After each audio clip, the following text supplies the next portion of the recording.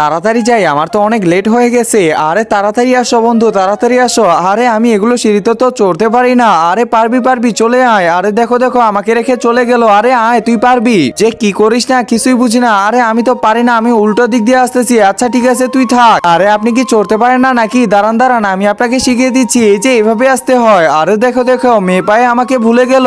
আসতে বললাম আর আসলো না। হাই, দেখলি আমাকে কি করে হেল্প করলো। আচ্ছা ঠিক আছে, অসংখ্য ধন্যবাদ আপনাকে। আচ্ছা আচ্ছা ঠিক আছে, ভালো থাকবেন আপনিও। হ্যাঁ, তুই কাজটা একদমই ভালো করলি না। আরে আমি আবার কি করলাম? দাঁড়া দাঁড়া, আমি এখনই আসতেছি, তুই থাক এখানে। আরে মেয়েটা তো ওই যে ওইদিকে। একটা কাজ করি, আমিও একটু সিঁড়িতে না চড়ার ভান করি। তাড়াতাড়ি নেমে যাই আগে, তাড়াতাড়ি নেমে যাইতে লাগবে। এদিকে তো আসতেছে, এখন এখানে দাঁড়ায় থাকি। একজন মা কতটা আপন হয়ে থাকে, যার মানেই তাকে জিজ্ঞাসা করে দেখো। তো দেখা যাক বন্ধুরা, এই মায়ের জন্য কে ভিডিওটিতে লাইক এন্ড সাবস্ক্রাইব করে। আর যারা মাকে ভালোবাসো না, তারা ভিডিওটি থেকে দূরে থাকো। ওই তো মেয়েটা চলে আসছে, নিশ্চয়ই আমাকে হেল্প করবে এখন। তাড়াতাড়ি আমি এখানে দাঁড়ায় থাকি। আরে কি ব্যাপার, আমাকে ইগনোর করে যাচ্ছে কেন? এই বন্ধু কি ব্যাপার, তুমি কিসের আশা করতেছিলা? চলো চলো, আমি শিখিয়ে দিচ্ছি।